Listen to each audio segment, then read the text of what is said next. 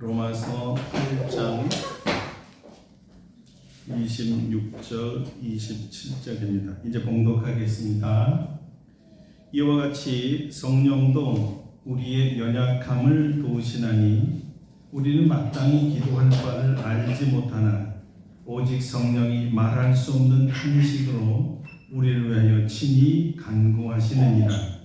마음을 살피시는 이가 성령의 생각을 아시나니 이는 성령이 하나님의 뜻대로 성도를 위하여 간구하심이니라. 아멘. 할렐루야. 오늘의 말씀으로 은혜 주실 줄 믿습니다. 오늘은 성령님의 탄식의 간구라는 제목으로 말씀을 증거하겠습니다. 출애굽기 2장 23절입니다. 여러 후에 애굽 왕은 죽었고 이스라엘 자손은 고된 노동으로 말미암아 탄식하며 부르짖으니 그 고된 노동으로 말미암아 부르짖는 소리가 하나님께 상달된지라. 애굽에서 종살이하던 이스라엘 백성들은 400년이 넘게 고된 노동으로 인해서 탄식했습니다. 가도 끝이 없는 고난 중에 그들이 할 수 있는 것은 탄식뿐이었고 아무것도 할 수가 없었습니다. 절망에서 나온 탄식이죠. 그런데 하나님의 절대 주권과 권능 그리고 은혜와 긍휼로 종살이에서 해방된 이스라엘은 예배를 위해 출애굽시켰다라는 이 사실을 망각하고 하나님의 은혜에 대해서 배은망덕하게 하면서 말씀을 잊어버리고 버리고 결국은 하나님도 이 백성을 버리게 됩니다. 이스라엘의 마지막 시간에 선지자 예레미야는 45장 3절에서 이렇게 탄식했습니다. 네가 일찍이 말하기를 화로다. 여호와께서 나의 고통에 슬픔을 더하셨으니 나는 나의 탄식으로 피곤하여 평안을 찾지 못하도다. 아무리 하나님의 말씀을 외쳐도 듣지 않는 이 백성이 결국 바벨론의 포로로 끌려가는 모습을 본 선지자의 탄식이었습니다. 하늘을 우러러 탄식하시며 그에게 이르시되 에바다 하시니 이는 열리라는 뜻이라. 마가의 증언입니다. 이 탄식은 누구의 탄식입니까? 예수님, 우리 예수님의 탄식이었습니다. 하나님 보시기에 좋았던 그 창조물 인간이 하나님께 범죄하고 하나님을 떠난 결과로 죄와 병이 이 땅에 들어오면서 하나님의 백성들을 다 망쳤습니다. 귀먹고 귀몰고 온갖 이 질병에 시달리는 모습을 예수님께서 보시면서 깊이 탄식하셨다는 거예요. 자, 여러분, 요즘에 여러분은 무엇 때문에 탄식합니까? 세상에 들리는 모든 뉴스 때문에 탄식하십니까? 아니면 여러분 죄 때문에 탄식하시나요? 문제가 풀리지 않아 탄식하십니까? 아니면 지긋지긋한 질병으로 탄식하십니까? 자녀들 때문에 탄식하시나요? 무엇 때문에 탄식하십니까? 어떻게 이 문제를 해결할 수 있을까요? 오늘 탄식에 대해서 증거하려고 하는데요. 특별히 성령님의 탄식과 탄식의 간구에 대해서 증거하려고 합니다. 사전에 보면 탄식이라는 이 단어는 이런 의미를 가지고 있습니다. 첫째는 한탄하여 한숨을 쉬다 또는 한숨 그 자체를 말합니다. 두 번째는 슬픔, 후회, 안타까움 등의 감정을 담아서 소리를 내거나 한숨을 쉬며 표현하는 것을 말합니다. 깊은 한숨이죠. 이것을 탄식이라고 합니다. 자, 여러분이 질문하겠습니다. 성령 하나님도 탄식하시나요? 예, 성령님도 탄식하십니다. 성령님은 왜 탄식하시나요? 누구를 위해 탄식하나요? 무엇 때문에 탄식하는 거예요? 오늘 본문인 로마서 8장에는 탄식이라는 단어가 3번 나옵니다. 첫째 탄식은 22절의 피조물의 탄식이요, 둘째 탄식이 23절에 성령의 처음 익은 열매를 받은 우리, 그러니까 성령으로 거듭난 하나님의 자녀들의 탄식이요, 셋째가 26절에 성령님의 탄식입니다. 첫째, 피조물들은 왜 탄식합니까? 성경에 의하면 피조물들이 바라는 것은 피조물도 썩어짐의 종로로 돼서 해방되어 하나님의 자녀들의 영광의 자유에 이르는 것이었는데 그렇지 못하기 때문에 탄식합니다. 지금까지 탄식하고 함께 고통을 겪고 있다고 성경은 말합니다. 현재도 자연은 몸살을 앓고 있습니다. 죄인들이 망쳐놓은 결과를 피조물들이 고스란히 감당하는 거죠. 자연이 다 오염되고 생태가 다 파괴되고 우리를 위해서 창조된 피조물들이 이제는 우리의 생명과 건강을 위협하는 존재가 되었습니다. 그 피조물들 중에 구원받지 못한 죄인들이야말로 탄식을 하고 있죠. 구원받지 못한 결과 하나님이 죄에 대해서 심판하실 때에 그 심판이 두렵기 때문입니다. 둘째, 성경은 이 피조물들뿐만 아니라 우리, 곧 성령의 처음 익은 열매를 받은 우리까지도 속으로 탄식한다고 합니다. 근데 왜 구원받은 자녀들이 탄식을 할까요? 성경은 말합니다. 양자 될 것, 곧 우리 몸의 속량을 기다려야 하기 때문이라고 합니다. 무슨 말이냐면 우리가 지금 여기 살지만 부활의 몸이 되기까지는 아직까지 완전한 구원에 이르지 못했기 때문에 그날까지 현재 여기 이 땅에 살면서 고난을 당해야 하기 때문이죠. 구원받으면 모든 고통이 한 번에 다 사라진다. 구원받으면 모든 질병이 다 떠나고 다시는 걸리지 않는다. 이런 거 없습니다. 구원받았다고 마음에 번민이 없는 것 아닙니다. 그래서 우리는 나를 괴롭히는 것들 때문에 탄식하고 있습니다. 하나님의 자녀들은 하나님의 뜻대로 살지 못하는 자신을 발견할 때 탄식합니다. 하나님의 사람들은 믿음대로 살지 못할 때 아주 힘들어합니다. 하나님의 말씀대로 살지 못할 때 괴롭습니다. 하나님께서 사랑하라 하셨는데 사랑하지 못할 때 너무 괴로운 거고요. 용서하라고 하는 것을 뻔히 알지만 용서가 안 되니까, 용서를 못하니까 괴로운 거예요. 하나님의 뜻이 분명히 무엇인지 알면서도 그대로 순종하지 못하는 자신을 발견할 때 자신이 싫어지는 거예요. 자괴감이 드는 거예요. 신앙인으로서 이렇게 해도 되는가? 주님께서 기도하라 하셨죠. 전도하라 하셨고요. 성수주의라며 예배드리라고 하셨는데 다 잘합니다. 하지만 알면서 순종하지 못할 때가 더 괴로운 거예요. 그래서 우리가 한숨이 나오는 거죠. 탄식합니다.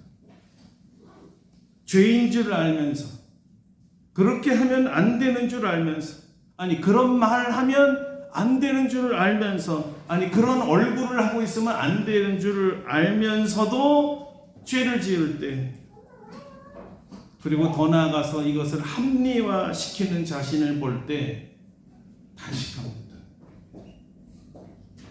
육신의 병이 들고 오랜 기간 동안에 치유가 안 될 때, 성도지만 자신을 구속하고 창조하신 하나님 아버지까지도 원망을 합니다. 그러면서 탄식하죠. 물론 우리는 예수 그리스도의 구속으로 완전한 죄사함과 하늘나라 상속관을 가진 하나님의 자녀이지만 아직 이 부활의 몸이 부활할 때까지 그 시간이 남아있는 거예요. 여기 살아야 돼요. 우리는 그날을 바라보면서 소망 안에서 이 모든 고난과 고통을 견디고 이겨나가는 것뿐입니다. 자, 셋째, 성령님의 탄식이 있습니다. 성경은 왜 하나님이신 성령님조차도 탄식하시는가 이렇게 말하고 있어요.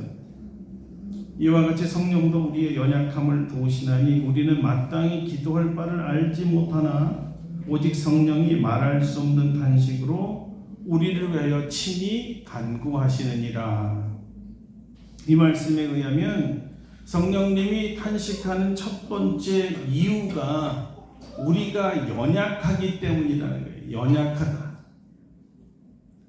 하나님 자녀들이 몸의 속량, 즉 부활의 몸을 입을 때까지 이 고난이 많은 세상에 살면서 소망 가운데 살지만 하나님의 뜻대로 살아가는 것이 그렇게 녹록지 않습니다. 왜냐하면 우리가 연약하기 때문이에요. 약합니다. 여기서 성경이 말하는 연약함이라는 것은 무기력함이라는 뜻입니다. 무기력하다라는 말은 아무것도 할 수 없다는 뜻이기 때문에 누군가의 도움 없이는 살 수 없다는 것을 말하는 거죠. 여러분, 우리는 연약하기 때문에 죄를 짓습니다. 연약하기 때문에 후회도 합니다. 그렇다면 무엇에 연약하다는 거예요? 그래, 믿음에 연약합니다. 그래서 믿음대로 살지를 못해요. 여러분, 믿음이 없다는 게 아니에요. 연약해. 자기 믿음대로 살지를 못해요. 육신이 연약할 때 우리는 병이 듭니다. 의지가 연약해서 하나님의 뜻과 옳은 것이 무엇인지 분명히 알면서도 불의 편에 자꾸 쓰는 거예요.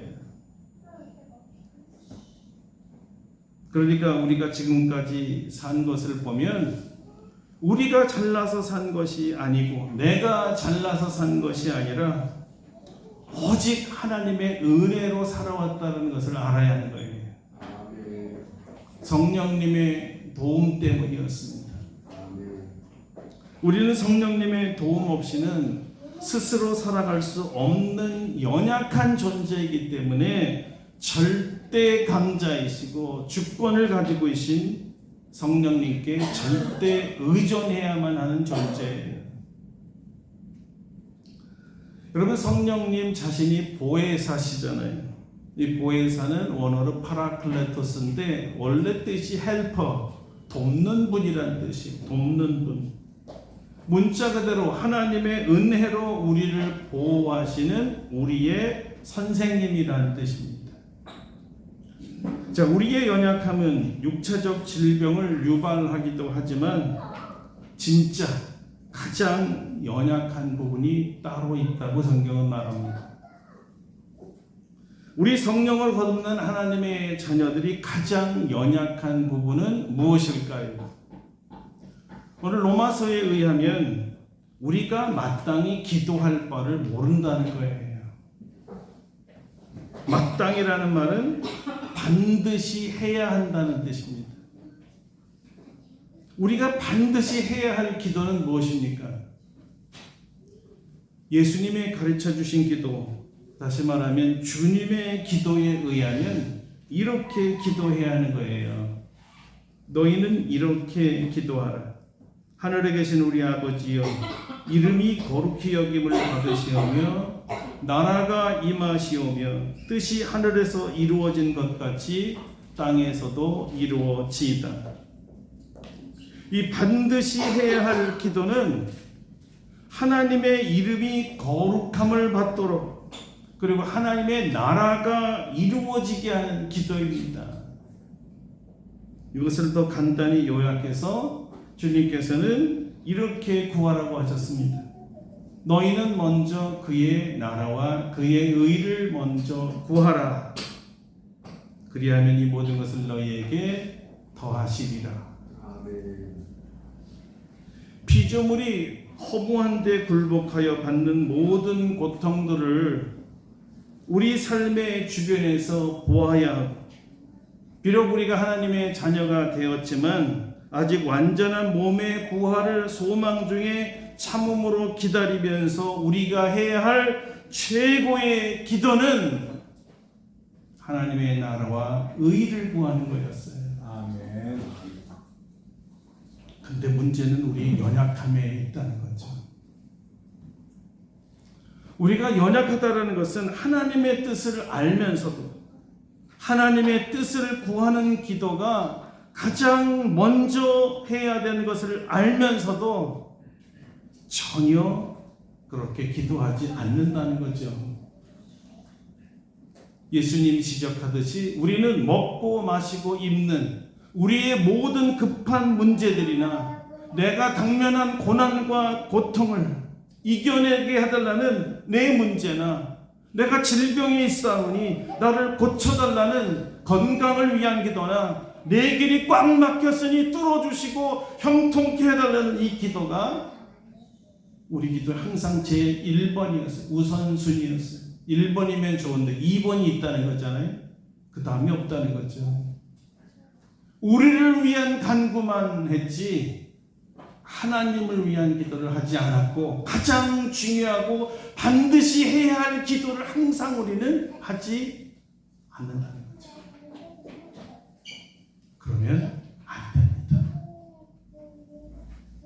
이래서는 하나님의 축복을 받을 수가 없습니다.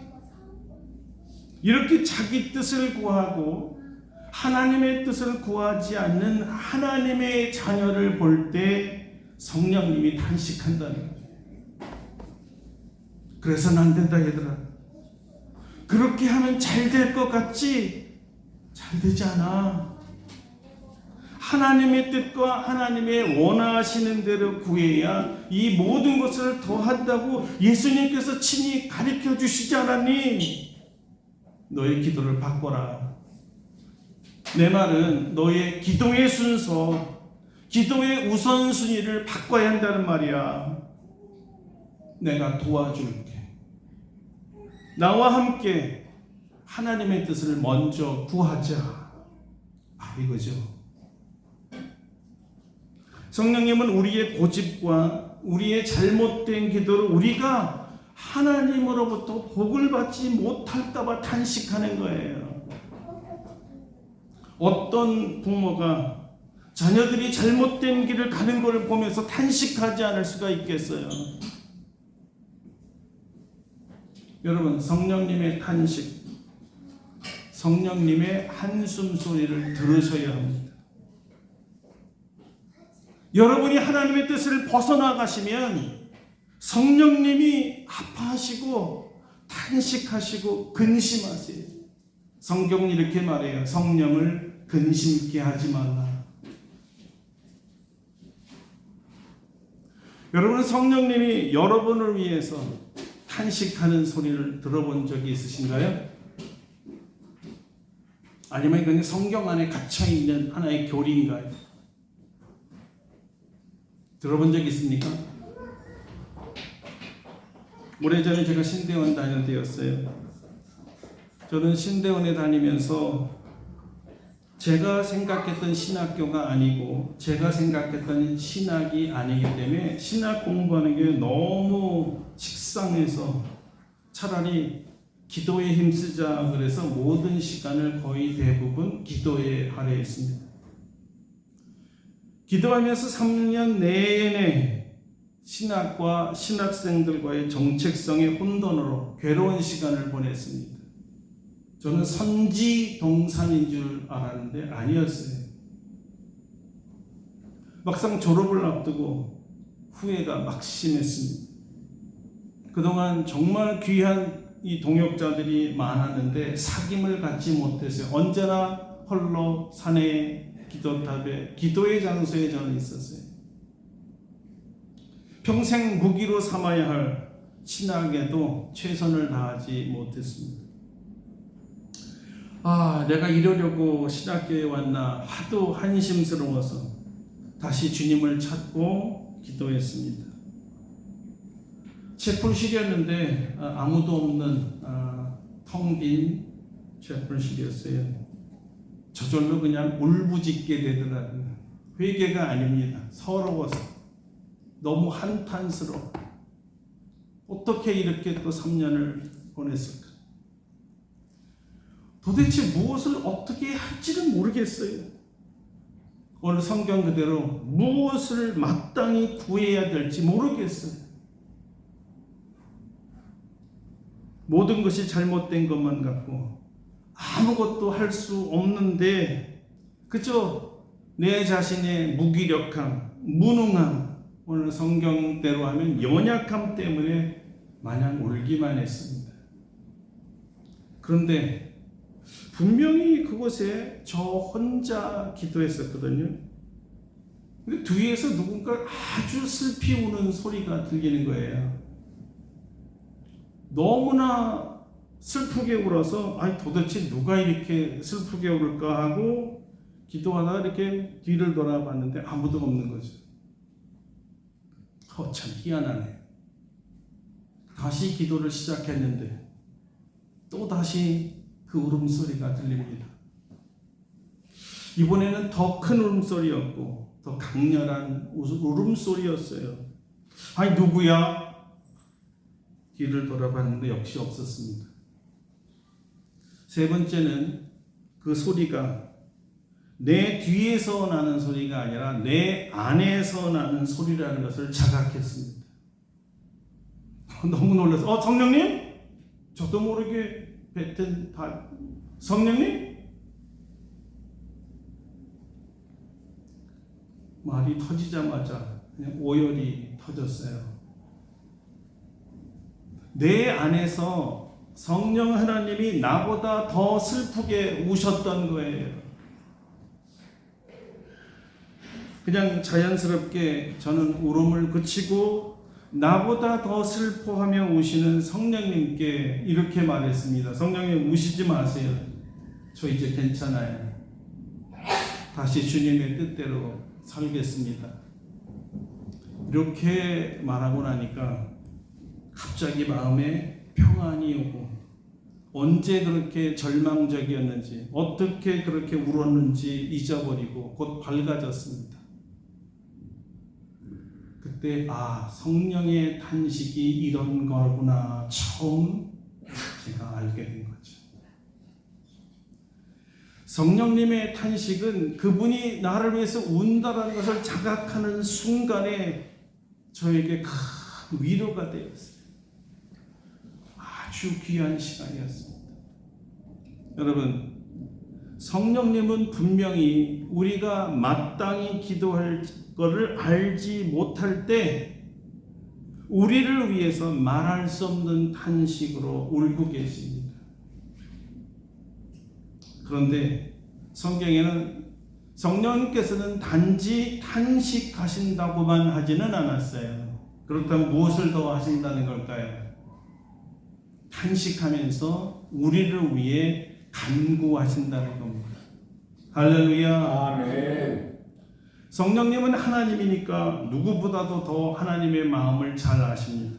또한 우리를 내가 아는 것보다 더 잘 아십니다.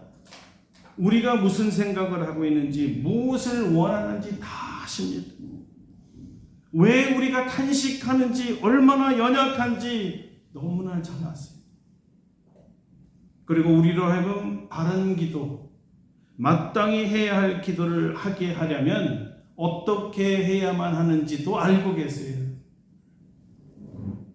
성령님의 생각은 우리가 현재 심한 아주 깊은 오래된 고난 중에 있을지라도 하나님의 뜻대로 기도하라는 것입니다. 이것이 진정 성령 하나님이 원하시는 거예요. 또한 동시에 성령님은 이 문제를 해결해 주실 분이 하나님 아버지가 유일하다는 것을 알고 계십니다. 그래서 성령님은 그 유일하신 분, 유일한 해결자이신 하나님 아버지께 우리를 대신해서 간구하신다는 거예요. 그것도 탄식함으로 말이죠. 간절한 마음으로. 성경은 바로 이런 성령님의 생각과 간절한 간구를 하나님 아버지께서 아신다고 그랬어요. 그래요. 우리 하나님 아버지께서는 성령님이 마땅히 구할 기도, 즉 하나님의 뜻대로 성도를 위해 기도하시는 것을 아십니다. 이것을 이해하기 위해서 저는 이렇게 한번 생각해 봤습니다. 성령님은 마치 어머니가 어떻게 해야 아버지의 뜻대로 대화하는가를 모르고 자기 방식대로만 대화하겠다는 아들을 위해 마치 중보자가 되어서 아들을 대신하여 아버지께 아버지의 뜻대로 구해주는 어머니와 같지 않을까? 예를 들면 이런 식으로 말이죠. 아들아, 아버지의 뜻은 이런 거야. 그리고 여보, 아들 뜻은 이거라고요. 제가 잘 말해서 아들의 마음을 돌려놓고 당신 뜻대로 하게 할 테니까 내 부탁 하나 들어주세요. 아들의 고통도 이해해 주세요. 아들이 바로 구할 겁니다. 그땐 지체 말고 들어주세요. 제가 지금 이렇게 눈물로 호소합니다. 엄마가 아들을 위해 아버지께 구하는 거죠. 아마 성령님의 탄식은 자녀를 사랑하는 어머니의 눈물과 같은 사랑의 한숨일 것입니다. 애지중지 하나님의 자녀들에 대한 애절한 사랑으로 언제까지나 돕고만 싶은 어머니 같은 마음이라고 할까요?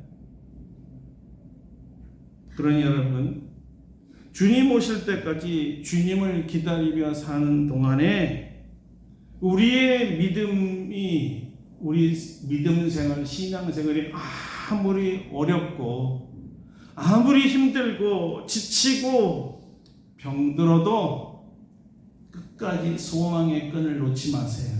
아멘. 여러분 옆에 성령님이 계십니다. 아멘.